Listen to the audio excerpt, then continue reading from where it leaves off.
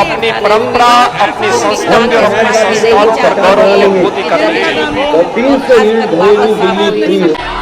महिलाओं की क्या शक्ति है, इनकी जो विचारधारा है, इनकी मानसिकता है, वो यही है कि आप मैं लड़की हूं, लड़ सकती हूं का नारा देते हुए यूपी की सियासत में महिलाओं को आगे बढ़ाने के लिए कांग्रेस यूपी चीफ प्रियंका गांधी ने सपा सुप्रीमो अखिलेश यादव के गढ़ आजमगढ़ में 2 महिलाओं और 2 जुझारू युवाओं को चुनावी जंग में उतारा है।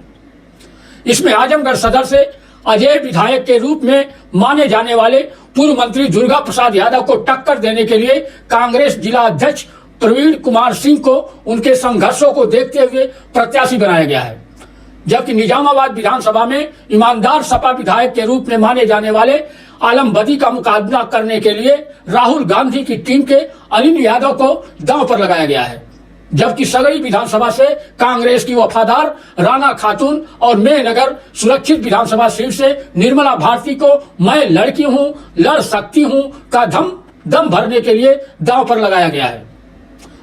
प्रत्याशी घोषित होने पर इन चारों प्रत्याशियों ने कांग्रेस के लिए समर्पित आशुतोष द्विवेदी के कार्यालय पर संयुक्त रूप से प्रेस कॉन्फ्रेंस की। अब सुनिए सपा बसपा के गढ़ में टक्कर देने जा रहे कांग्रेस के इन प्रत्याशियों का चुनाव में क्या मुद्दा रहेगा और किन वोटरों पर इन्हें भरोसा है। हार्दिक शुभकामनाएं। जैसा कि भी आपको बताया गया कि चारों प्रत्याशियों का परिचय दिया गया।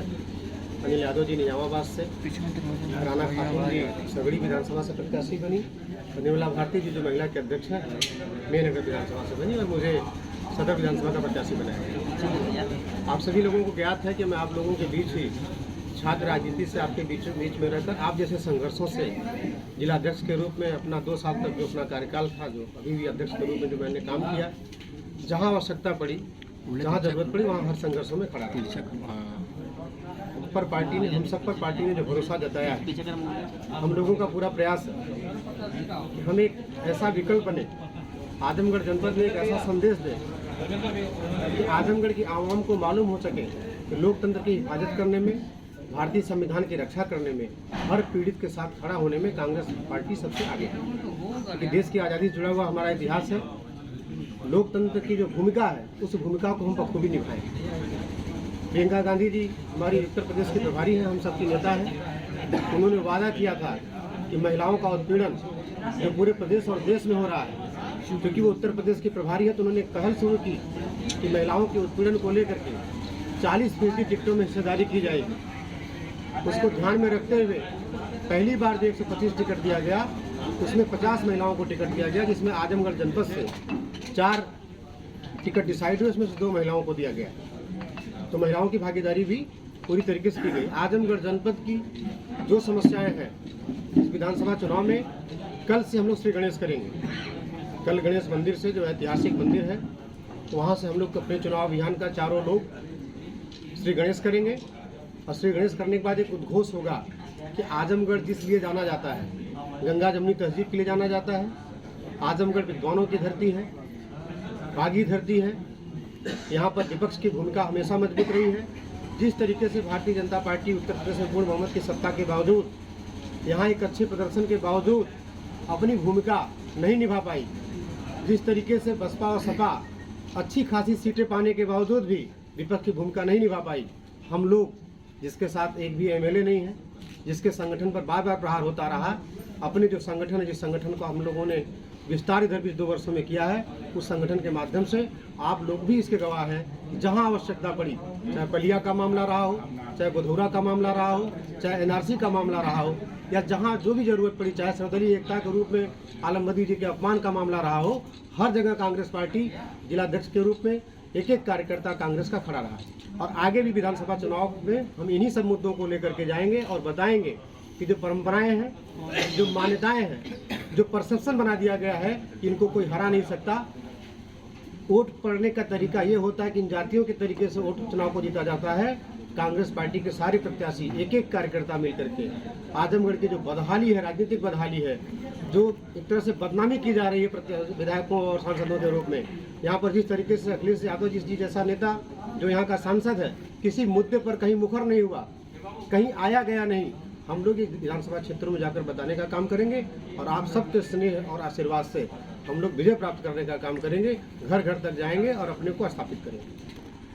सर, मेन जनाधार आपका किससे क्या होगा? आप जैसे एक बेस वोट होता है, लोग समाजवादी पार्टी का यादव और मुस्लिम है, इस तरह से आप किनको अपना मान रहे हैं? क्योंकि हमने एक बात कहा कि हम लोकतंत्र में विश्वास करने वाले लोग हैं, भारतीय संविधान की जो मूल भावना है उसका सम्मान करने वाले लोग हैं। भारतीय संविधान के मुताबिक जो लोकतंत्र में मतदाता वोट करता है, कोई जाति नहीं करती। आजमगढ़ की पूरी आवाम को विश्वास मिलेंगे और हम बताएंगे उस यादव बिरादरी को कि अखिलेश यादव के परिवार की शादियां किन घरों में हो गई। अगर अखिलेश यादव इतने ज़्यादा अगर जातिवादी थे तो क्यों नहीं किसी गरीब यादव के परिवार की बेटी से अपने घर शादी अपने परिवार के बच्चों की करा लिए, अपने खानदान में करा लिए। हम लोग जाके बताएंगे, जो सुसुप्ता जो सोए हुए लोग हैं उनको जागृत करें, उनको जगाएंगे कि जात पात एक दिखावा है। कोई गरीब ठाकुर किसी अमीर ठाकुर के यहाँ शादी नहीं हो सकती। इस तरह की जो भी जातियाँ हैं, सिर्फ दो जातियाँ, अमीर और गरीब, ये मैं नहीं जानता, ये सारे लोग जानते हैं कि बच्चा जानता है गरीब और अमीर है। और इस सोई हुई जनता को, जनता जाग भी चुकी है, जानती भी है, उनको हमको बताना है और ये परसेप्शन उनके दिमाग में हमको डालना है कि हम सक्षम है सबको जागृत करने में, जात पात को खत्म करना है। सब लोग मुद्दे पर आएंगे। चुनाव आयोग जनसभाओं पर रोक लगाई है, आगामी हो सकता है कोविड का मामला बढ़ रहा है, हो सकता है फिर आगे रोक लगे तो वर्चुअल रैलियां होंगी। इस आजमगढ़ की पृष्ठभूमि पे कहाँ तक आप प्रत्याशी अपने को उभार के ला पाएंगे वर्चुअल तरीके से कि वो जनता को जगा पाएंगे? देखिए, आज पहली बार बहुत से लोग सीनियर लोग होंगे जो 5 साल पहले के कांग्रेस के पिछली बार चुनाव में लड़ी, 12 के चुनाव से परिचित होंगे। पहली बार जब 4 प्रत्याशियों का टिकट डिसाइड हुआ, हम सब लोग प्रेस कर रहे हैं। उसके पीछे एक उद्देश्य है कि सारे प्रेस के लोग जाने कि हम आपको पहचानते हैं और हम आपको आगे भी पहचानेंगे।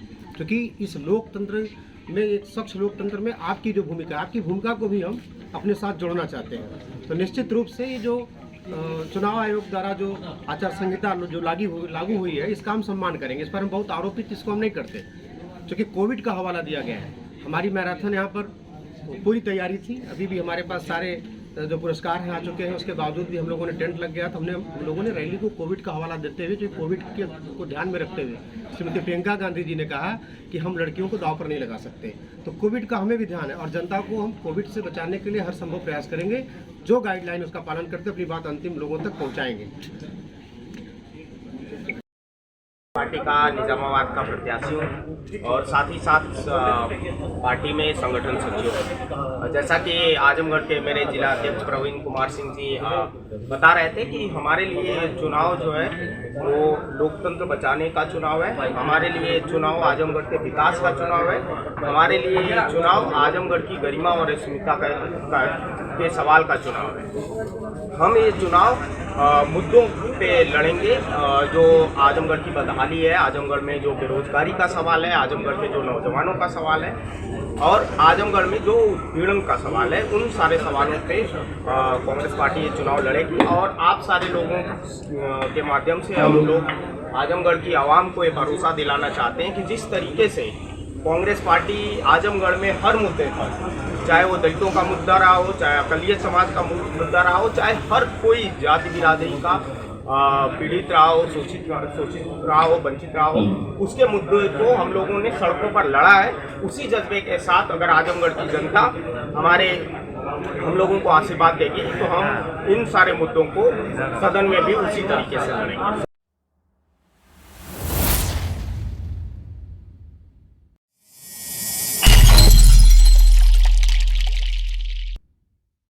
पार्टी का निजामा